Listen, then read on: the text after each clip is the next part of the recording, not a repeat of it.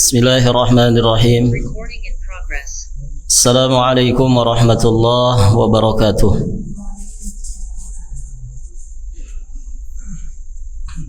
Alhamdulillahi rabbil alamin. Wabihi nasta'inu ala umuri dunya waddin.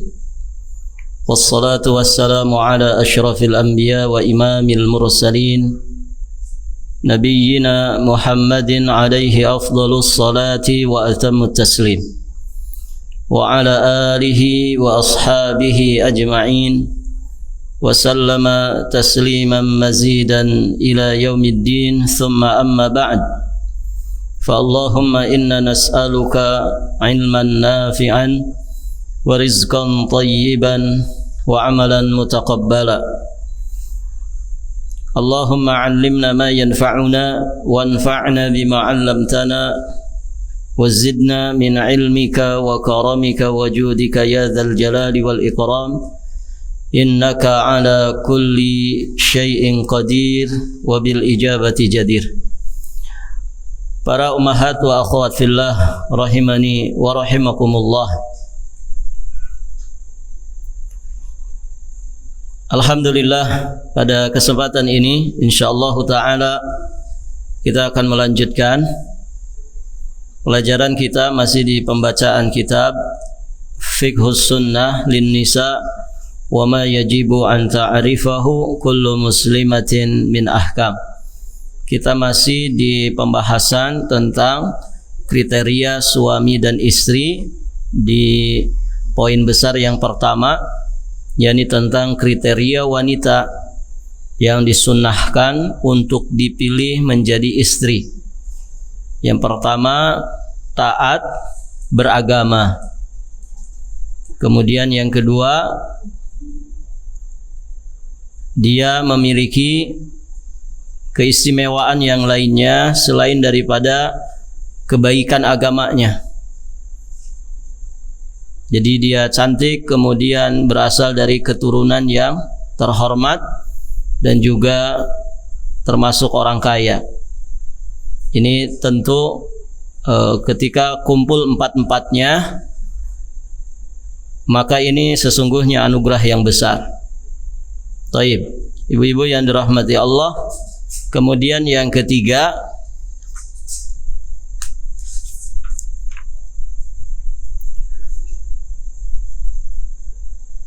kriteria yang ketiga dari istri yang selayaknya untuk dipilih adalah lembut dan penuh kasih sayang. Jadi punya perangai yang lembut, kemudian juga penuh dengan kasih sayang. Ini berdasarkan sabda Nabi sallallahu alaihi wasallam, khairu nisa'in raqibnal ibila salihu nisa'i Quraisy, ahnahu ala yatimin fi sigharihi wa ar'ahu ala zawjin fi dhati yadih. Sebaik-baik wanita yang mengendarai unta adalah para wanita Quraisy, para wanita Quraisy yang salihah. Kemudian di sini Nabi sallallahu alaihi wasallam menyebutkan kriteria wanita Quraisy yang salihah.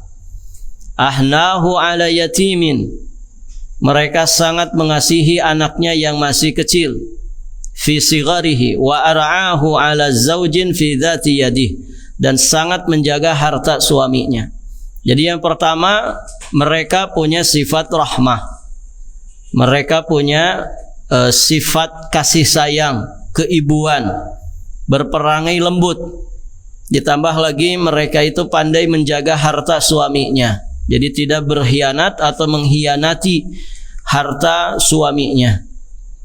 Taib, ibu-ibu yang dirahmati Allah, sifat yang ketiga yang disebutkan di sini tentu juga termasuk karakter yang seharusnya ada pada seorang wanita.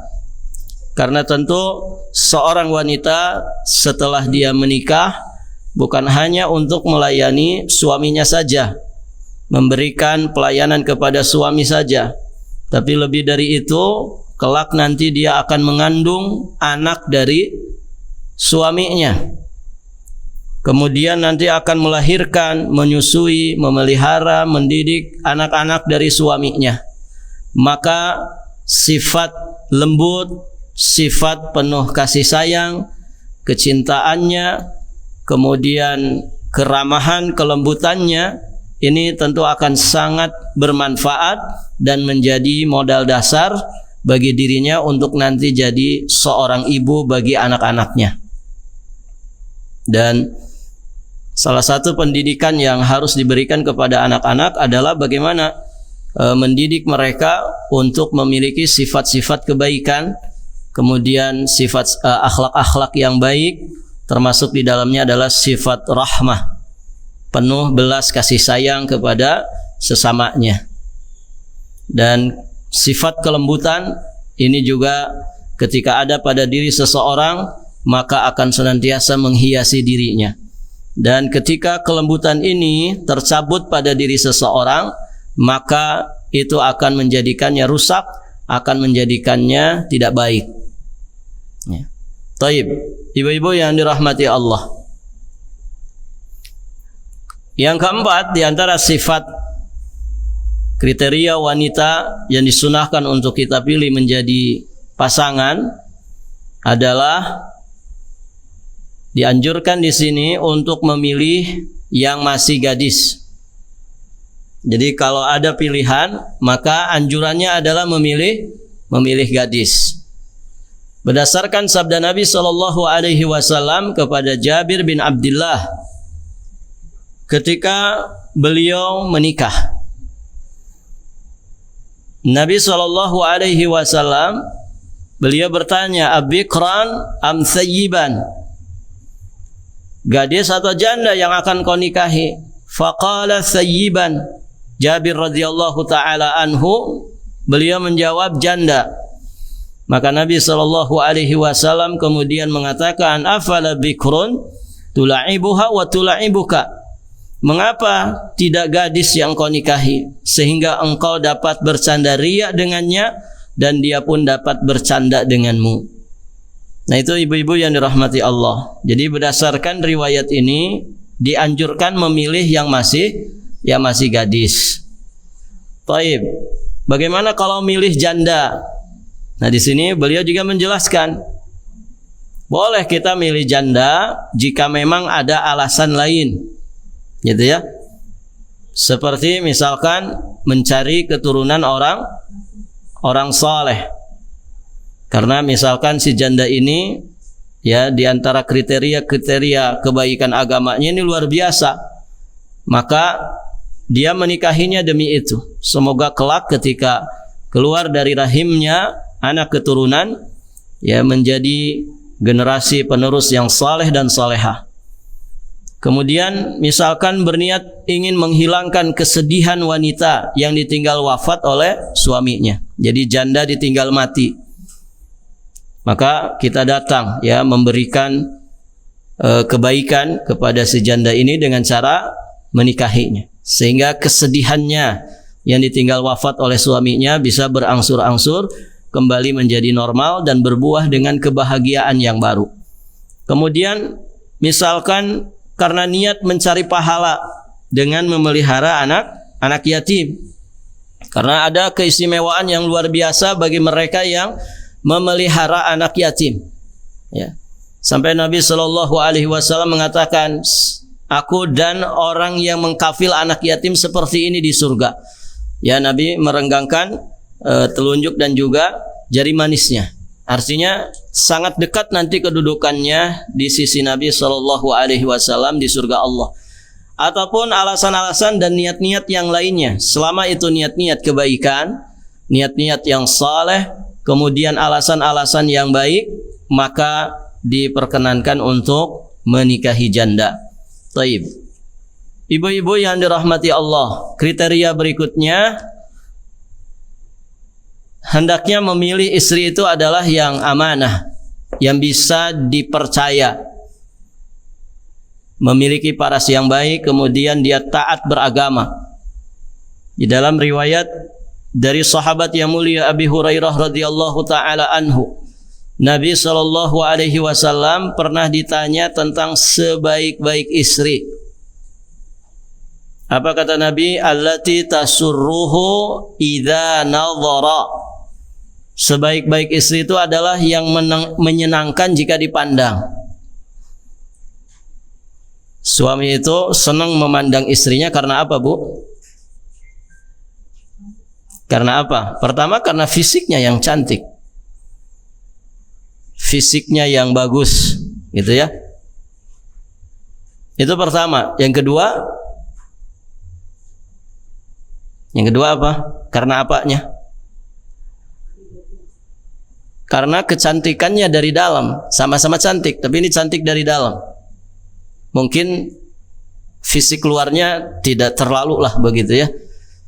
Tapi dia punya kecantikan dari dalam. Maksudnya apa? Bagus akhlaknya.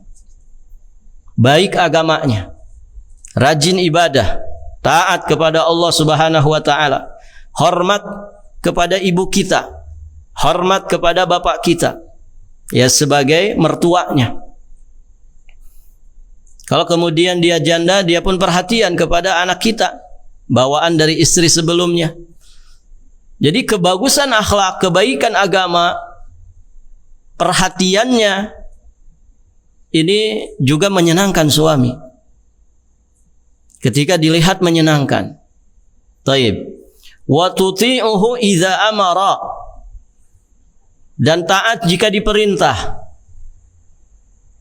Wala tukhalifuhu fi nafsiha wa maliha wa bima yakrah. Kemudian ibu-ibu yang dirahmati Allah, dia tidak menyelisihi suaminya dalam hal yang tidak disukainya. Dan juga dapat dipercaya dalam urusan hartanya. Nah, itulah kriteria istri yang baik.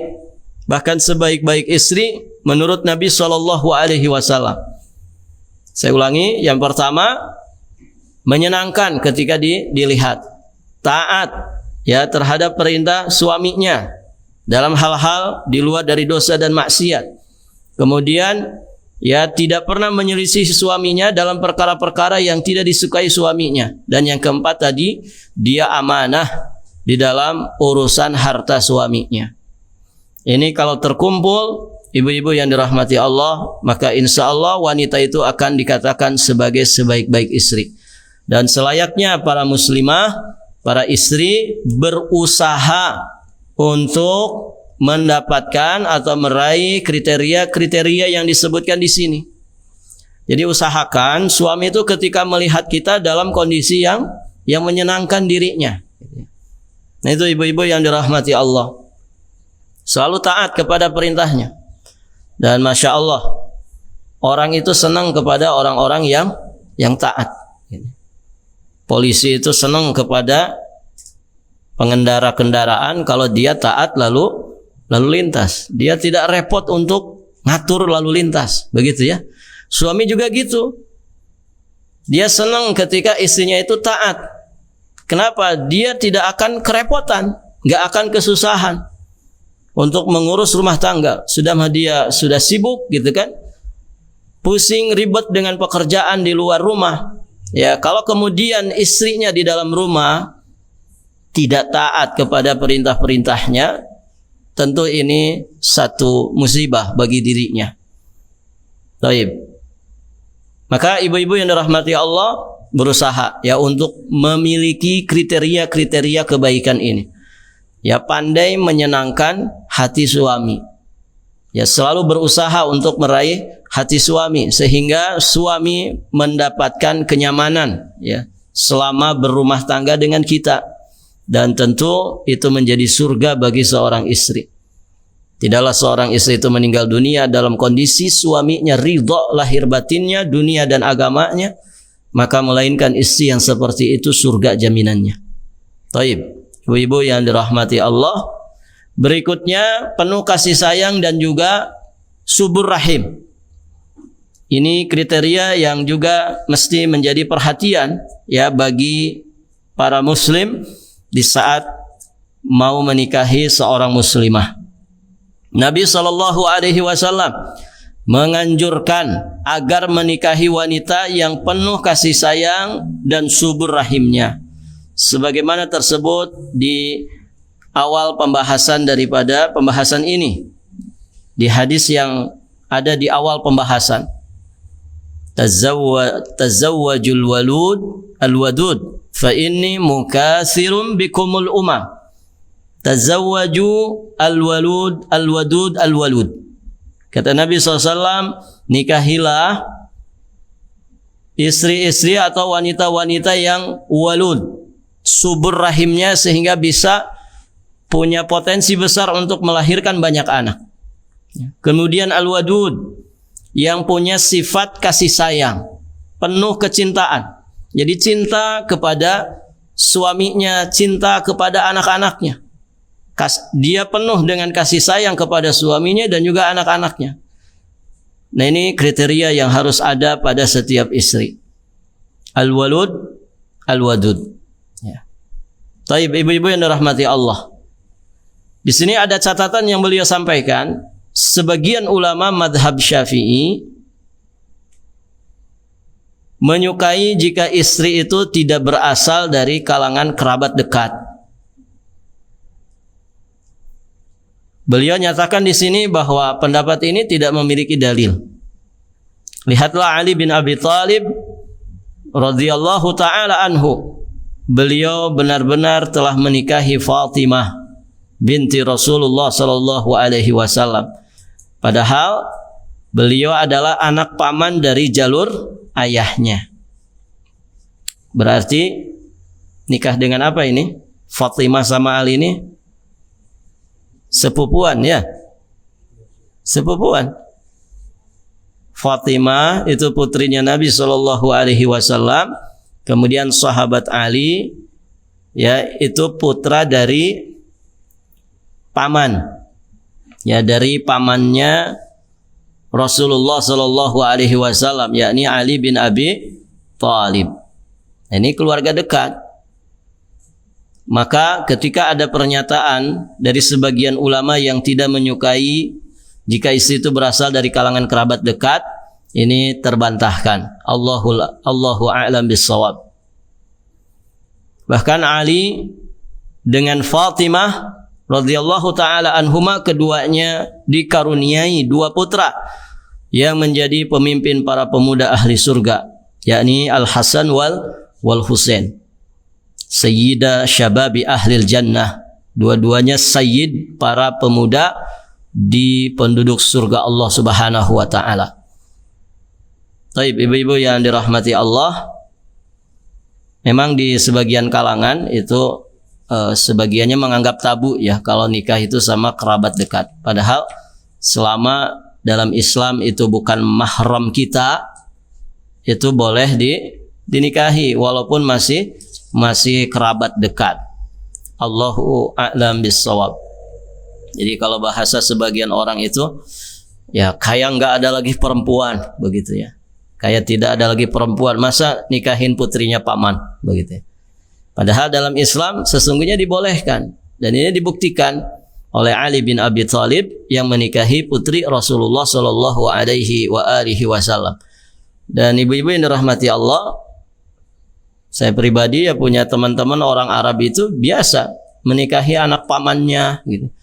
Jadi justru bahkan mereka itu kalau menikah memang nggak jauh-jauh, ya, nggak jauh-jauh. Jadi sekitaran mereka saja keluarganya, selama bukan mahram dalam Islam, ya, dibenarkan.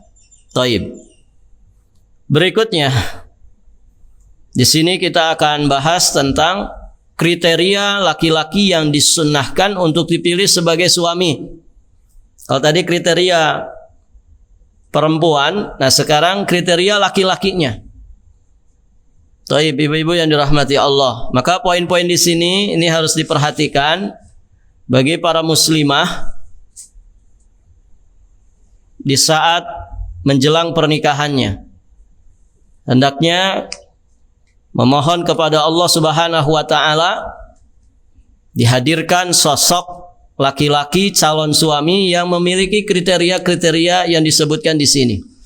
Tentu tidak cukup hanya berdoa saja, gitu ya. Seorang muslimah juga wajib untuk berikhtiar, berusaha semaksimal mungkin Bagaimana nanti yang Allah hadirkan itu adalah laki-laki saleh yang akan membawa dirinya, membimbing dirinya, memimpin dirinya, menjadi imam dirinya, sehingga sampai selamat di kehidupan akhirat. Ya, caranya adalah dengan pantaskan diri kita, ya, untuk dihadirkan oleh Allah Subhanahu wa taala laki-laki yang saleh yang terbaik untuk kita.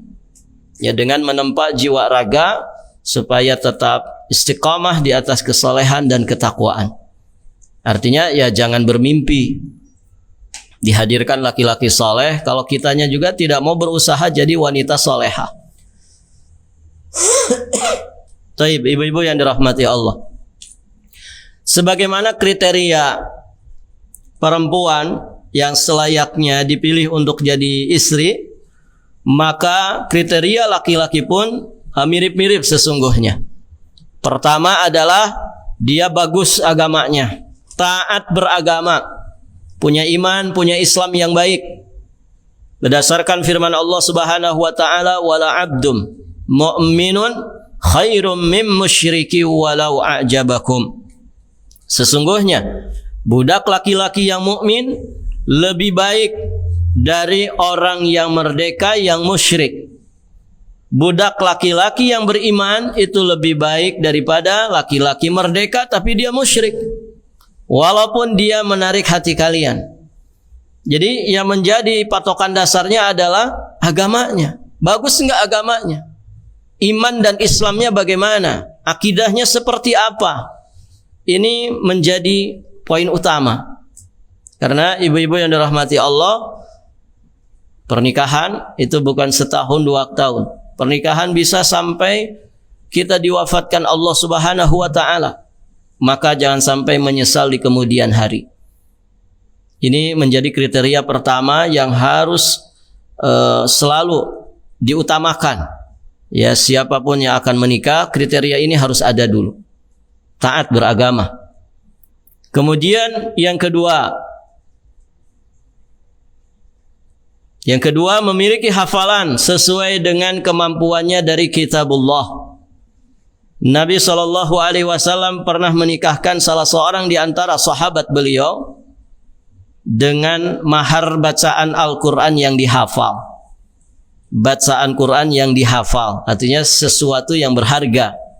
Ibu yang dirahmati Allah, orang yang di dalam hatinya tidak ada hafalan Quran, Nabi menyebutkannya seperti bait al-kharab, ya, seperti rumah yang rusak. Diungkapkan di riwayat yang lain, ya, seperti ikan yang keluar lepas dari airnya.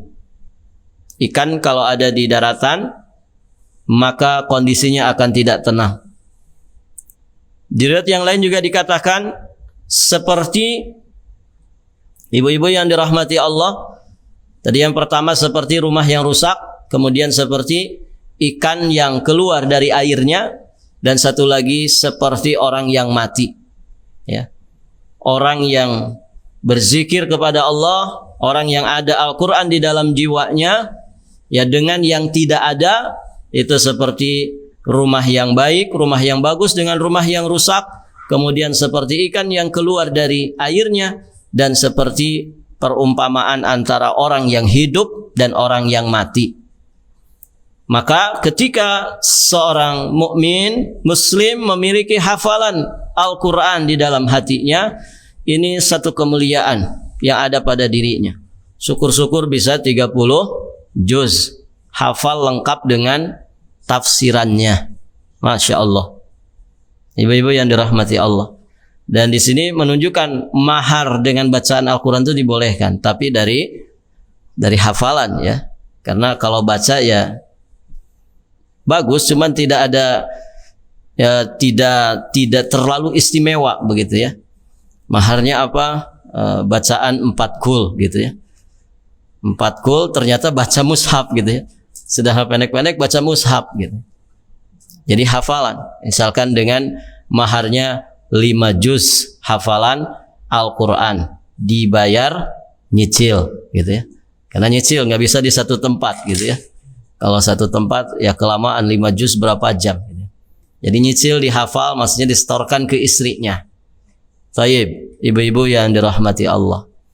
Nah itu hendaknya dipilih ya suami yang bagus bacaan Qur'annya, dia pun rajin membaca Al-Quran. Lebih dari itu dia orang yang punya hafalan Al-Quran, bahkan lebih dari itu dia orang yang betul-betul memahami Al-Quranul Karim dan dijabarkan Al-Quranul Karimnya di dalam kehidupannya. Taib. Yang ketiga, mampu memenuhi kriteria ba'at dalam semua aspeknya. Sebagaimana di dalam sabda Nabi sallallahu alaihi wasallam, man istata'a minkumul ba'at falyatazawwaj. Siapa di antara kalian wahai para pemuda yang sudah memiliki kemampuan ba'at, maka hendaknya dia menikah. Jadi kalau anak muda sudah memenuhi kriteria ba'at, dia punya kemampuan untuk ba'at dengan semua aspeknya, maka itu termasuk kriteria laki-laki yang selayaknya dipilih sebagai suami. Apa itu maksudnya? Ba'at itu kemampuan untuk berjima, memenuhi kebutuhan selama proses pernikahan, itu juga ba'at, atau kebutuhan hidup setelahnya. Nabi SAW menganjurkan para pemuda yang telah memiliki ba'ah supaya menikah, dan beliau berkata kepada Fatimah binti Qais radhiyallahu taala anha, wa amma Muawiyatu fas-su'luk la mala lahu. Adapun Muawiyah itu dia adalah miskin, tidak berharta. Amma Abu Jaham fala yadha'asahu an atiqihi walakin inkihi Usamah. Taib, ibu-ibu yang dirahmati Allah. Afwan, di situ diterjemahin apa? Hadisnya yang poin ketiga itu. Wa amma Muawiyatu, adapun Muawiyah adalah seorang yang miskin tidak berharta. Taib, iya, betul. Wa amma Muawiyatu fasu'luq la mala lahu. Nabi pernah memberikan keterangan ya kepada Fatimah binti Qais bahwa Muawiyah itu dia miskin tidak berharta. Dan nanti Nabi juga memberikan keterangan tentang Abu Jaham. Nah di sini keterangan Nabi tentang Muawiyah, Muawiyah itu su'luq. Ya dia miskin la mala lahu, tidak berharta. Artinya di sini ada kekurangan pada dirinya dalam masalah ba'at. Karena nanti ketika dia tidak punya harta, ya tentu akan berbeda kondisi perekonomian di rumah tangganya. Ya. Akan ada kekurangan di dalam memenuhi kebutuhan selama proses pernikahan dan juga kebutuhan hidup setelahnya. Dan itu bagian daripada makna ba'at. Taib, ibu-ibu yang dirahmati Allah. Yang keempat, perhatian terhadap istri. Jadi istri tidak hanya butuh untuk diberi nafkah, tapi istri juga membutuhkan perhatian dari suaminya. Ibu dijatah sama suami misalkan ya 1 bulan 10 juta gitu. Tapi sering dicuekin sama suami. Enak nggak ibu? Enak tidak? Jelas tidak enak gitu ya. Kita ini tidak hanya butuh uang begitu ya. Tidak hanya butuh nafkah lahiriah, tapi juga kita butuh perhatian dari suami. Ya. Buat apa kita dikasih harta banyak kalau kemudian kita sering dicuekin? Ya. Dianggap apa kita ini, begitu kan? Jadi perhatian seorang suami ini kriteria yang harus ada pada suami. Maka Nabi SAW bersabda tentang pribadi dari Abu Jaham, wa amma Abu Jahmin fala yadha'u asahu an atiqihi walakin inkihi Usamah. Adapun Abu Jaham, dia itu laki-laki yang tidak pernah meletakkan tongkatnya, keras dan juga kasar. Jadi tidak punya perangai yang lembut. Dan ibu-ibu yang dirahmati Allah Subhanahu wa taala, otomatis juga perhatiannya tidak maksimal kepada istrinya. maka kata Nabi menikahlah dengan Usamah. Baik, di sini berarti ada pelajaran bagi kita, hendaknya ibu-ibu yang dirahmati Allah pilih kriteria laki-laki yang akan dijadikan suami itu adalah yang punya kelembutan, kasih sayang, punya perhatian yang besar terhadap diri kita sebagai istrinya. Berikutnya, seorang suami juga sebagaimana seorang istri. Dia mesti memiliki kriteria menyenangkan jika dipandang istri. Ya tadi ya, menyenangkan jika dipandang istri baik secara fisiknya ataupun secara akhlak, kepribadian, agama, begitu ya, dan juga adabnya. Jadi seorang suami juga harus berusaha bagaimana ketika istrinya memandang dirinya, istrinya itu senang. Jadi kita jadi suami yang ngangenin, gitu ya. Kalau misalkan ibu-ibu yang dirahmati Allah, si suami itu berangkat tugas gitu ya, si istrinya selalu merindukannya. Ya tentu rindu pada tempatnya, rindu yang sewajarnya. Nah jadilah suami yang seperti itu. Begitu ya para suami. Cuman 2 orang di sini suami, 3 orang sama yang bicara. Taib. Jadi jadilah suami yang menyenangkan istrinya, ngangenin, ya selalu dirindukan. Begitu. Kalau ada suami ya, istrinya itu lebih senang suaminya di luar rumah, gitu, daripada di dalam rumah. Nah ini bisa jadi masalah, begitu kan? Kenapa dia senang sekali kalau suaminya itu nggak ada di rumah? Rumah ini jadi sejuk rasanya jika kamu ada di luar rumah, gitu. Artinya apa? Berarti kedatangannya itu ibaratkan neraka ya bagi seisi rumah. Nah ini jangan sampai terjadi. Jadilah pribadi yang menyenangkan, tentu ya, yang harus diutamakan kita senangkan hatinya, jiwa raganya adalah orang-orang terdekat kita. Demikian. Thayyib, ibu-ibu yang dirahmati Allah. Jadi menyenangkan jika dipandang istri, ya, sehingga tidak timbul perasaan kurang suka di antara keduanya. Dan tentu dengan demikian istri pun akan hidup setia bersama dengan dirinya. Kriteria berikutnya, ibu-ibu yang dirahmati Allah, sekufu dengan istrinya. Artinya level kafaahnya itu sebanding. Kalau beda ya beda-beda dikit lah. Jadi kafaah itu ini penting, ibu-ibu yang dirahmati Allah. Dia memiliki kesamaan, kesetaraan. Dan itu mencakup dalam beberapa hal. Ibu yang dirahmati Allah, walaupun ini ya bukan menjadi sesuatu yang mutlak begitu ya. Tapi ketika ini diabaikan, terkadang bisa memicu permasalahan. Yang pertama, ini yang paling mendasar ya. Kafaah dalam masalah agama. Nah, inilah kafaah yang menjadi pondasi dalam pernikahan. Ini yang menjadi intinya. Kalau dikatakan menikah itu harus dengan yang sekufu, itu maksudnya ini dulu. Karena kriteria yang lain itu tambahannya saja. Artinya bukan menjadi pondasi dasarnya, tapi tetap mesti dipertimbangkan. Nah, yang ini menjadi pondasi dasarnya, kafaah di dalam masalah agama. Ini yang menjadi pondasi dalam pernikahan. Bahkan kesamaan dalam agama ini merupakan syarat sahnya pernikahan berdasarkan ijma'. Artinya jangan sampai ya seorang muslimah dinikahi oleh laki-laki kafir. Ini jelas tidak sah. Karena berbeda agama, berbeda keyakinan, berbeda iman. Wanita muslimah tidak boleh menikah dengan laki-laki kafir. Demikian pula seorang muslim hendaknya tidak menikahkan wanita yang berada di bawah perwaliannya dengan laki-laki yang fasik. Begitu ya. Jadi kafaah ini penting. Nah nanti itu dalam level agama ya. Artinya ini muslim, ini kafir, ini muslimah, ini kafirah. Ya. Taib. Nah nanti rincian dari kafaah agama ini juga penting menjadi perhatian ibu-ibu. Contoh ya, istrinya itu hafizah 30 juz gitu. Kemudian suaminya mantan preman gitu. Nah ini tidak sekufu gitu ya. Tidak sekufu.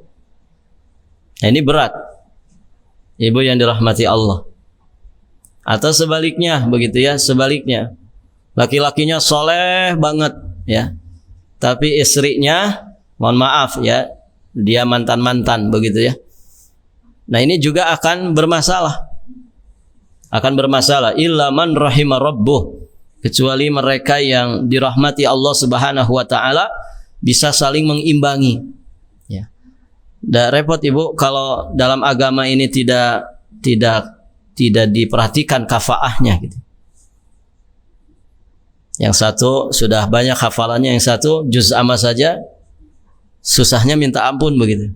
Nah, ini tidak nyambung gitu. Kalau murojaah bareng itu enggak nyambung. Gitu. Maka diperhatikan kafaah dalam agama ini. Yang sama-sama belajar saja terkadang repot kalau tidak sekufu itu Ibu. Ya. Istrinya misalkan lebih pintar dalam ilmu agama. Jadi suaminya ustadz, istrinya juga ustadzah. Tapi levelnya itu lebih tinggi ilmunya ini, istrinya itu. Ini kadang jadi masalah gitu. Ketika suami mau menasehatin istri itu, dia sudah pegang semua dalilnya. Ya, sampai terjadi kasus begitu. Ya. Apa katanya? Kamu menasehatin saya, kamu harus menjadikan saya Saya ini harus jadi seperti Khadijah katanya.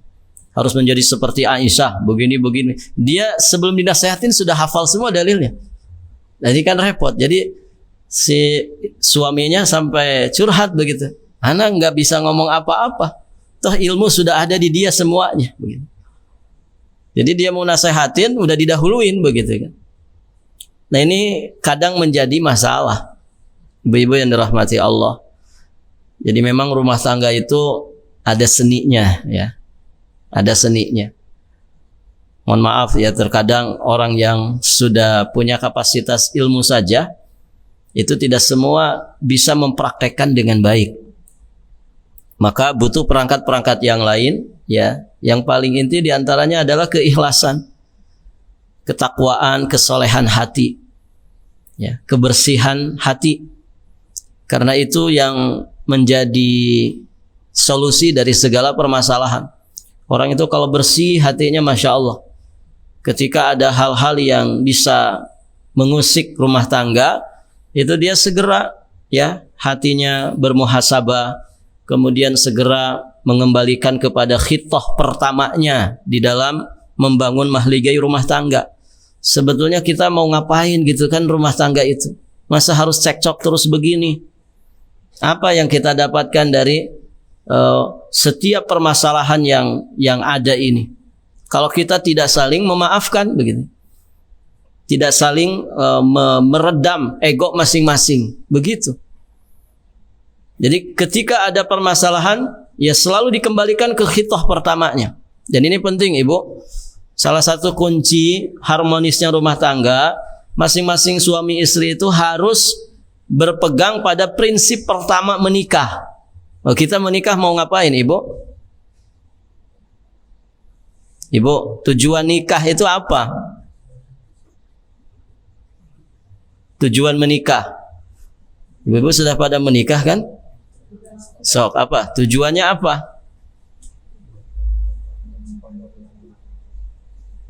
Tujuan kita menikah itu adalah untuk apa?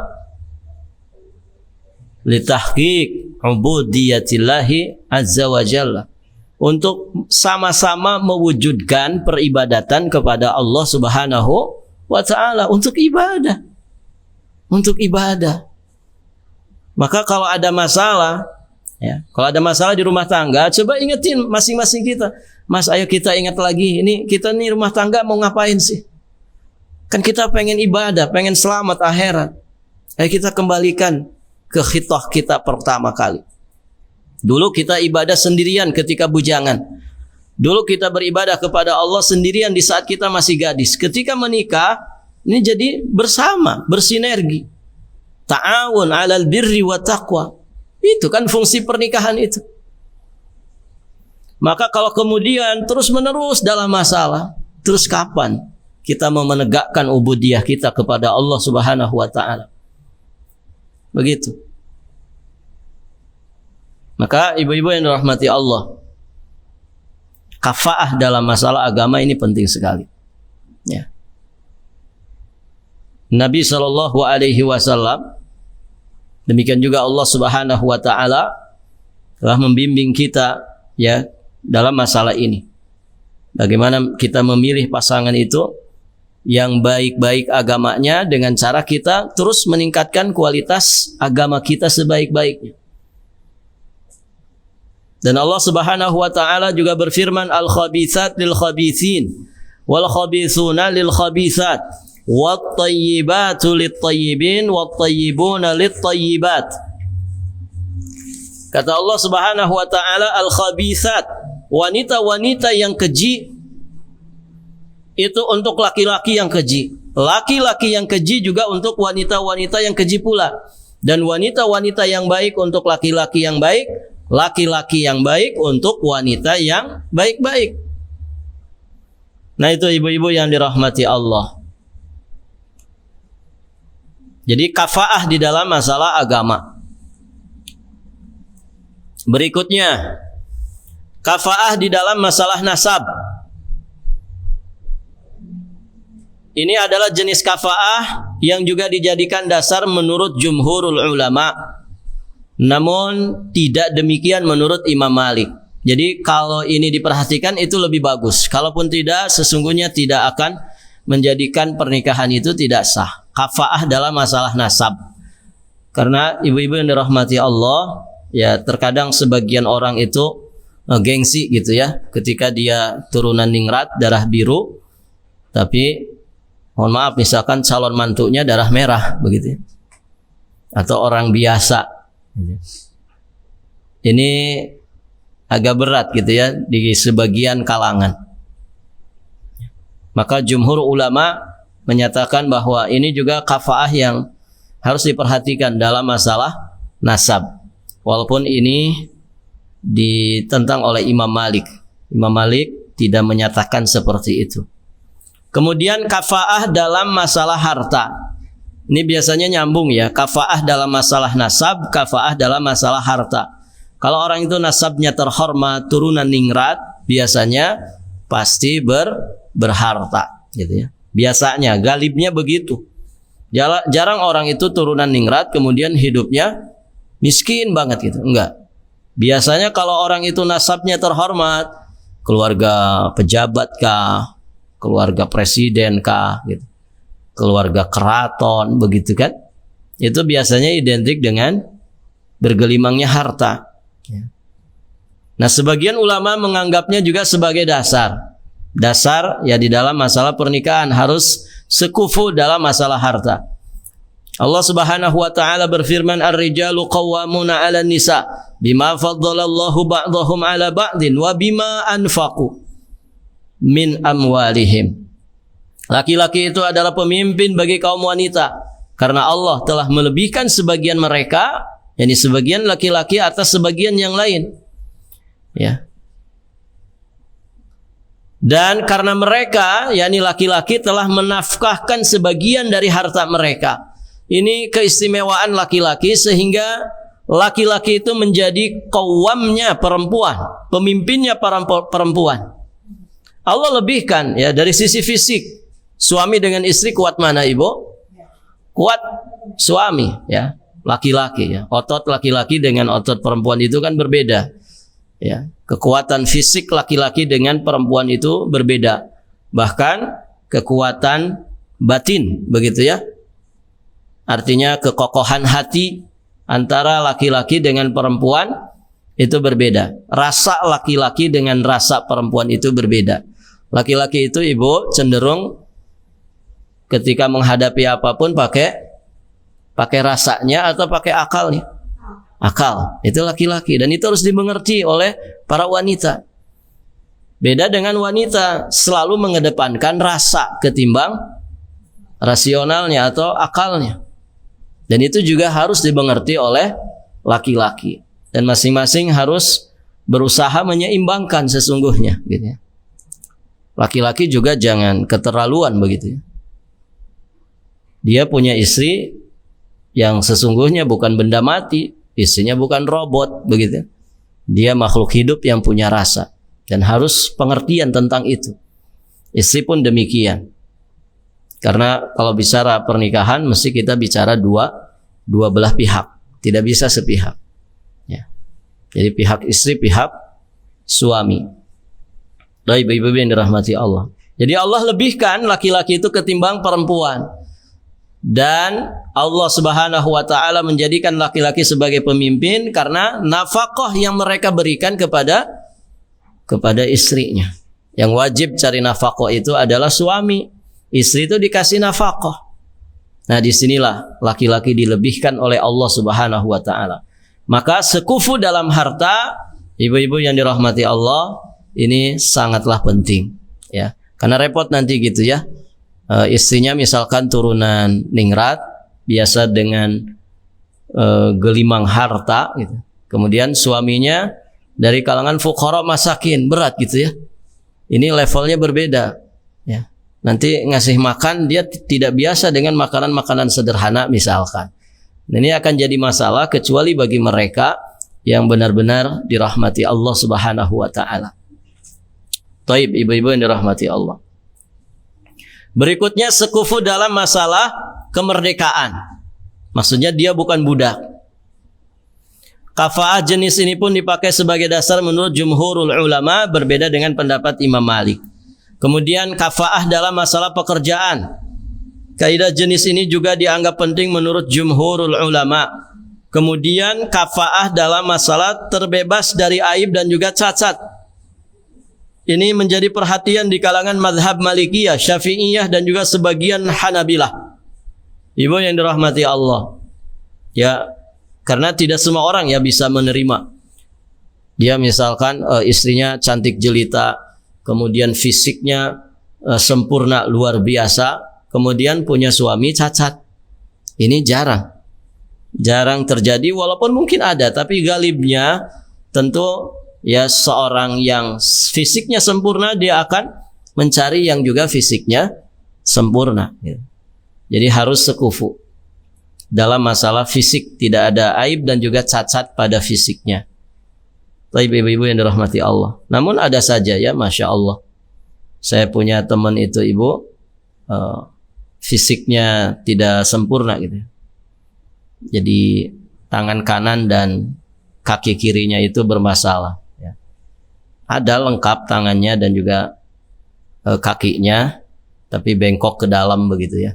Kemudian yang kanannya juga demikian. Tapi Masya Allah, ya beliau jodohnya itu wanita yang fisiknya lengkap gitu ya. Fisiknya sempurna ya, Masya Allah.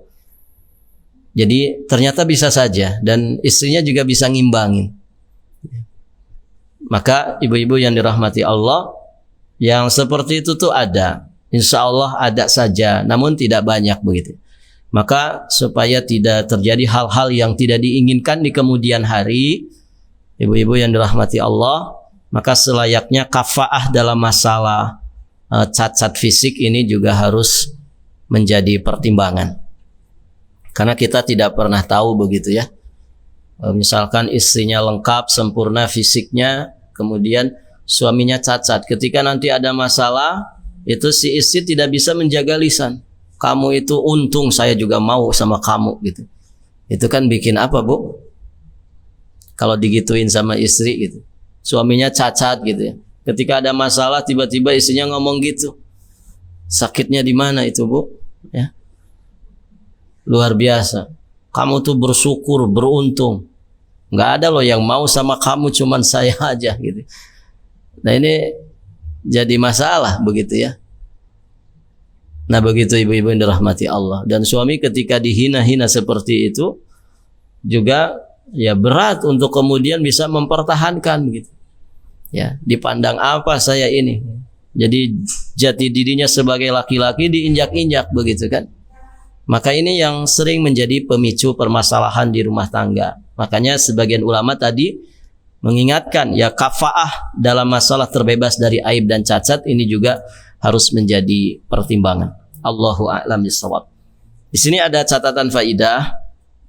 Jenis kafaah selain dalam hal agama sebagaimana telah disebutkan ya, bukan merupakan syarat sahnya pernikahan menurut pendapat yang kuat. Jadi yang menjadi syarat sah pernikahan adalah kafaah dalam masalah agama. Sisanya itu bukan menjadi syarat sah pernikahan menurut pendapat yang rajih. Kafaah tersebut menurut pendapat orang yang menjadikannya sebagai syarat itu merupakan hak wanita dan juga walinya. Artinya jika wanita dan walinya ridho meskipun calon suami tidak memenuhi kafaah-kafaah tadi selain kafaah agama, maka pernikahannya sah. Jadi si perempuannya misalkan tidak apa-apa, saya ridho walaupun calon suami saya cacat. Kemudian calon mertuanya juga ternyata ridho, orang tua dari si perempuannya. Tidak apa-apa, yang penting soleh. Kita nggak mempermasalahkan fisik. Begitu ya. Nah itu ibu-ibu yang dirahmati Allah. Jadi kalau si wanitanya dan juga walinya ridho dengan itu, ya, maka pernikahan tetap sah karena dia bukan menjadi syarat sahnya nikah. Demikian ibu-ibu yang dirahmati Allah. Dan terakhir satu lagi, hendaknya pilih suami itu yang tidak mandul ya. Tentu dasarnya adalah tentang keutamaan memiliki keturunan. Kecuali ya di sini disampaikan jika ada beberapa pertimbangan tertentu yang lebih menguatkan untuk menikah dengan pasangan yang mandul tersebut. Ya. Demikian, Allahu a'lam bishawab. Ibu-ibu yang dirahmati Allah, ini yang bisa kita sampaikan pada kesempatan ini. Nanti di kesempatan berikutnya kita akan membahas tentang masalah khitbah, tentang masalah pinangan atau meminang. Allahu a'lam bishawab. Akhiru da'wana anil hamdulillahi rabbil alamin.